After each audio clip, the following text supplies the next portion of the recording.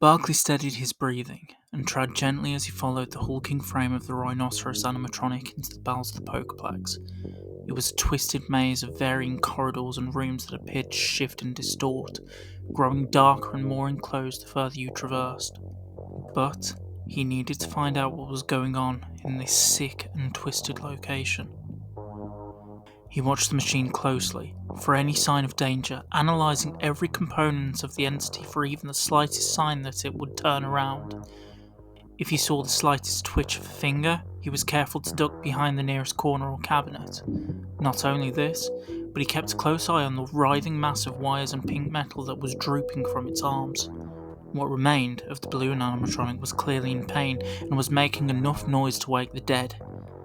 It was an eerie shrieking that bounced against the walls and echoed all through the facility, and was significantly more unnerving than the haunting song it had been singing earlier that night. As he followed the machine, they passed countless rooms filled to the brim with blueprints and prototypes of varying shapes and sizes. The concerning thing, however, was that not all of them appeared to be as jovial or as child-friendly as the animatronics upstairs. Amongst the varying pieces of animatronic hardware, the faceplates and endoskeletons were military-grade plans for weaponry and mechanical augments, for a series of mechanical soldiers that would make man obsolete.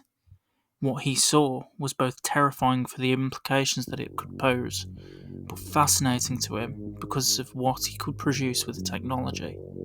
Other rooms, however, were filled with more of the monstrosities similar to those on the upper levels, except they didn't all seem to be functional, and many seemed to be in varying stages of being repaired. Some of them even appeared like they had little chance of being repaired at all. Again, Barkley found himself fascinated by it all. It's like the basement of this place is some kind of hospital. It's unlike anything I have seen in spectral behaviour. Has that animatronic been brought down here to be fixed too? He stared at the rhino animatronic yet again, but had almost begun to feel guilty for the pain that the machines must have been feeling.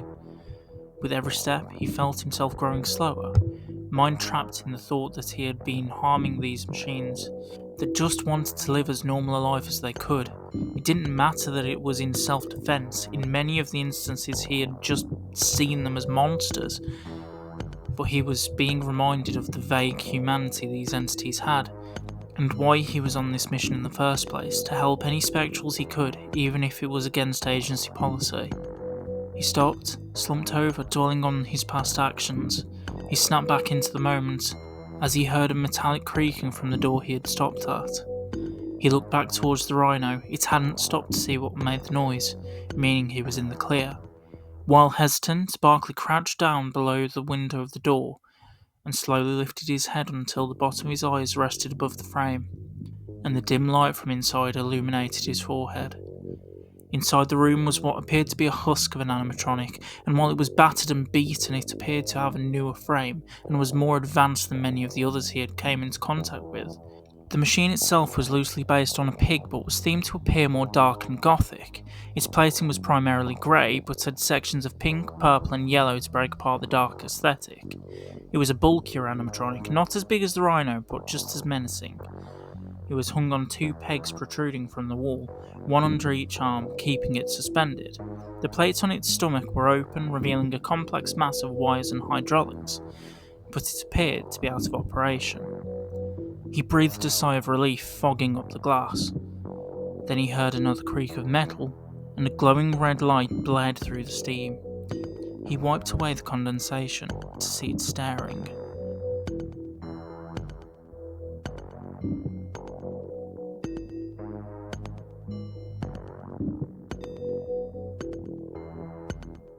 The animatronic writhed and rattled. It shook and twitched back into life, but its left arm remained limp and lifeless even as it struggled, attempting to push itself away from the wall with its huge pink hooves and remaining right arm. Inch by inch, it dragged itself across the pegs and released itself from the wall. It landed with a clank on its hands and knees, but was pushing up from the concrete, slowly getting back to its feet, again cracking and popping as it raised up like a zombie from the grave.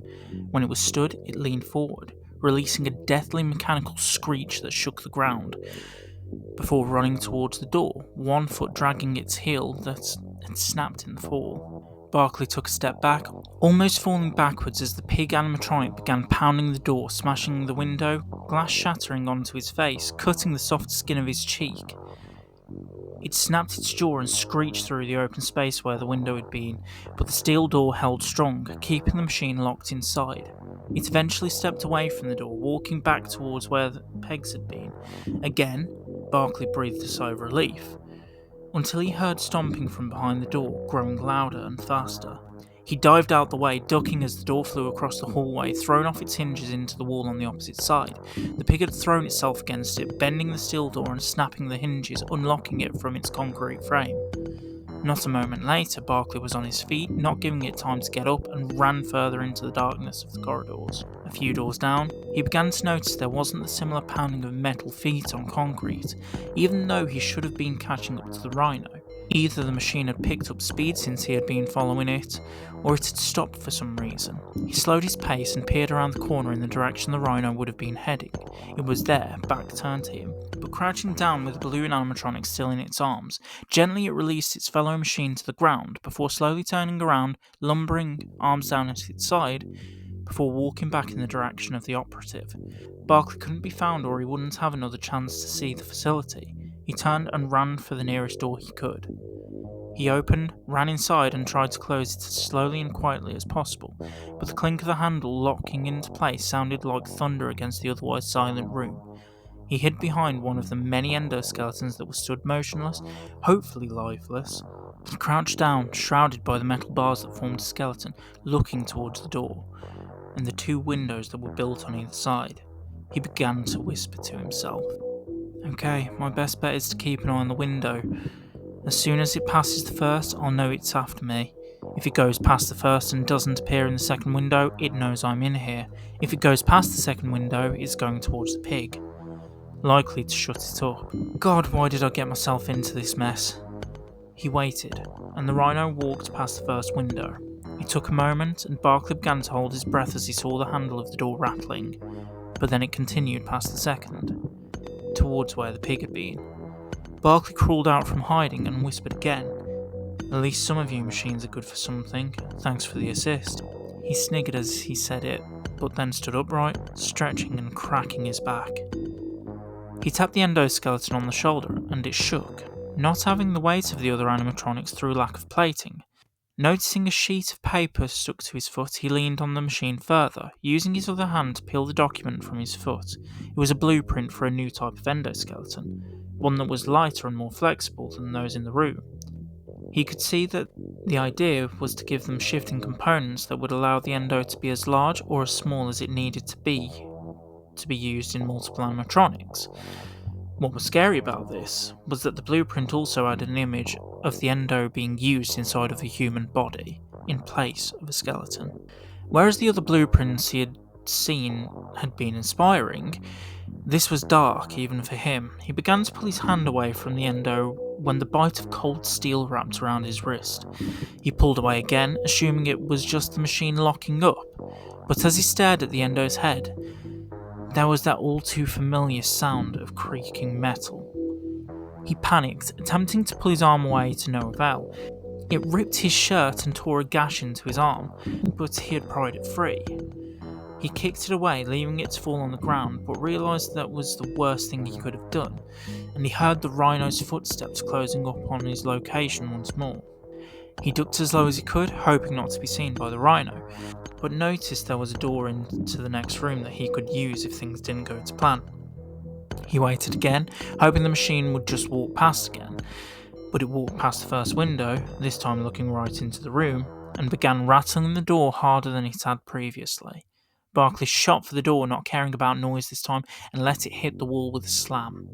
As he stepped through, he stared back at the other door. Its handle and bolts had fallen to the ground, followed by the door itself, which fell into the room, spraying dust up into the air. He continued though, pulling the door closed behind him as the rhino stepped into the other room.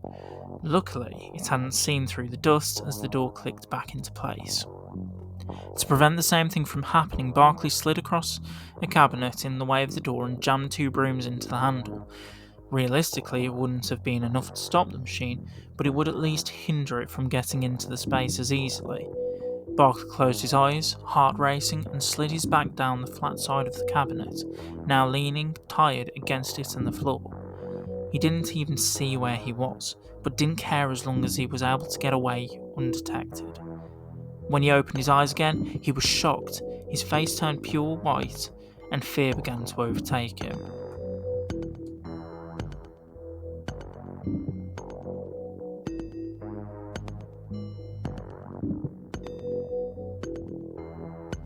What he was looking at was absolutely horrific. A room full of bodies of people who had gone missing from the surrounding area. Ex-security guards, intruders, guests, and even the bodies of children were visible amongst the piles of dead and decayed.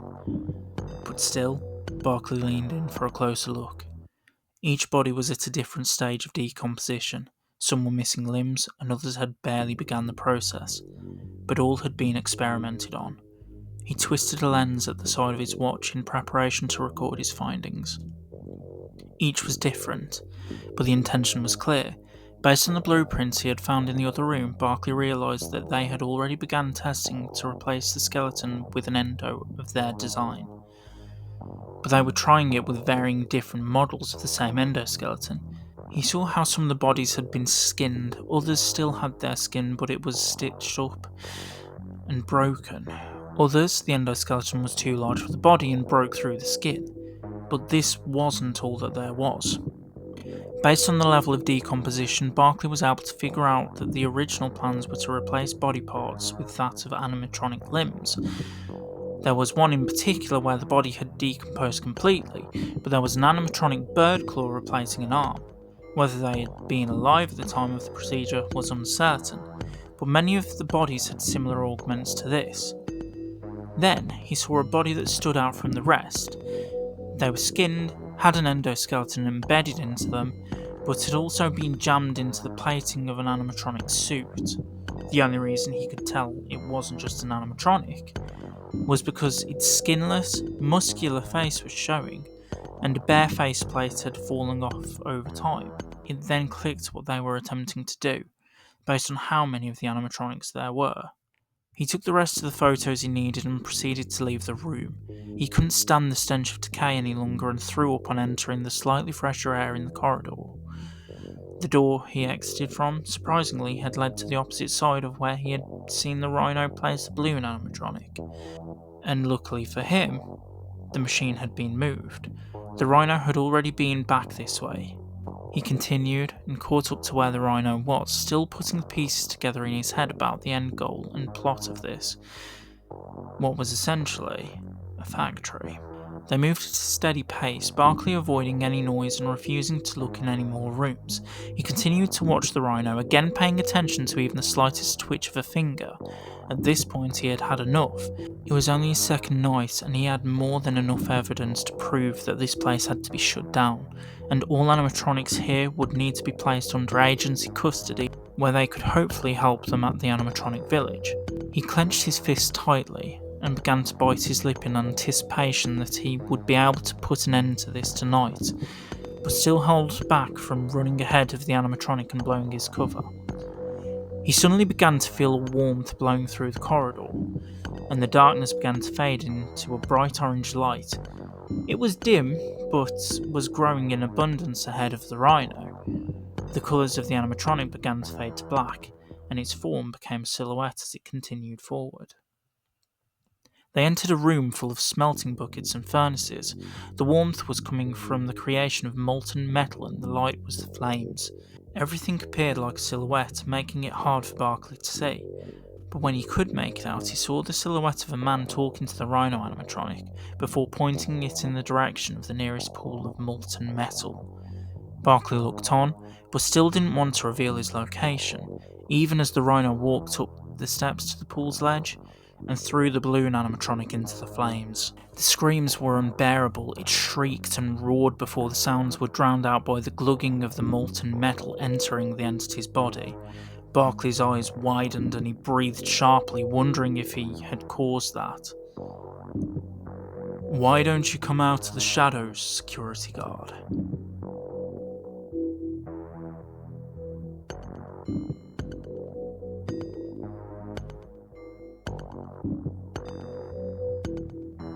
"How did you know I was there?" Barkley answered, his voice cold and his emotions racing. "Just because you didn't know I was here doesn't mean I didn't know about you.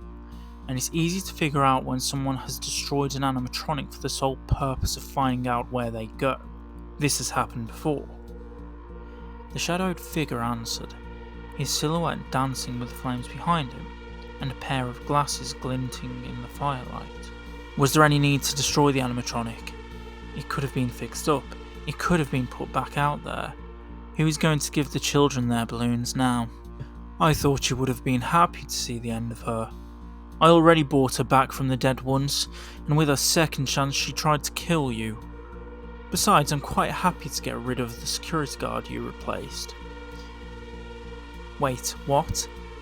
Barkley was struck by what he had said, and it seemed to have fitted together the final piece of the puzzle. He let a tear fall down his cheek and then spoke again. "Let's see if I have this right. You've been allowing these animatronics to kill people with the sole purpose that you get to bring them back as more animatronics? What exactly do you think you are doing, and are you trying to help people, or are you just sick? Why do you keep calling them animatronics? They aren't that. They're people reincarnated, given a second chance at life. Don't you want to be one of them? I'm telling you now, that is not what's happening. You haven't saved anyone and you are hurting so many more beings than you even realise. Just stop now." The man sighed and stood in front of the flames. He took a few steps forward, still hiding his face from view. "Just call me the engineer, because I have created the cure to death, and I can give that to people or take it away from them. I don't care who I hurt. Those bodies you have seen are failed experiments. Nothing more and nothing less, and you are going to be one of them if you aren't careful. I don't know what your name is or who you think you are, but you are not above me, for I am God. You really are pathetic, aren't you? You haven't brought people back to life, and I can't wait for you to figure out why these animatronics are alive, but I'm not going to tell you. Good luck with everything, because you're not a god, just a demon in human flesh." He turned around and began walking towards the corridor where he had entered the room. The engineer turned and walked towards a large tarp that was covering multiple objects. He walked towards it and let out a laugh. "Do you really think I'm letting you walk out of here alive? You're calling me pathetic, and you don't even realise what you've got into." He pulled the tarp to reveal 3 freestanding animatronics. One was primarily green and white, resembling a cat with a leafy mask. Another was blue, resembling a humanoid peacock dressed to look like it was going to a disco. And the last, the most terrifying of the 3, was bright red, yellow and white, appearing like a fire-breathing crocodilian. He turned each of them on, and they instantly ran towards Barkley. The cat and peacock animatronics were slow, but the crocodile ran ahead and stopped ahead of Barkley, stopping him from leaving. It clawed and snapped at him, barely missing flesh and tearing a gash into his shirt. It leaned back before thrusting forward and releasing a stream of flames from its open maw. Barkley ducked under, leaving the cat and peacock animatronics, who had just reached him, to get singed. Their paintwork melted, and the fabric burning away to ashes. These animatronics didn't scream, but continued to walk forward as their bodies broke apart from the heat. He could just see the silhouette of the pig animatronic entering the room, so he ducked to the side and left it to tear at the crocodilian's plating. It wasn't long before the rhinoceros animatronic decided to get involved, seeing what was happening, but the pig threw the crocodile across the room and into the rhino. The crocodilian landed on the floor, scrambling to get back up, but the rhino slid back, losing its footing and landing in the pool of molten metal. It did manage to pull itself back up, but lost both legs, leaving it to crawl along the ground before collapsing, unconscious. Barkley was invested in the chaos, desperate to see the engineer put in his place, but he soon realised that he needed to get out of the basement before the building was open to the public again. He left the animatronics to fight, but caught the sight of the engineer sneaking off into the shadows of the room. He wanted to chase after him desperately, but decided it was a job for another day. At least he had taken a large number of the threats off the board, and he now had more of an understanding of what was at stake if he didn't complete the mission. He ran up through the corridors and up the stairs to the foyer, where he could still see the shattered glass and popped balloons from earlier that night. He grabbed his belongings from the office and watched as the animatronics all returned to their proper locations. Why do they do that? There's got to be a reason why they stop roaming freely in the day, but that's a question I'll have to answer in the next few nights. He unlocked the chains to the door and left the building. Only 3 more nights until the auction.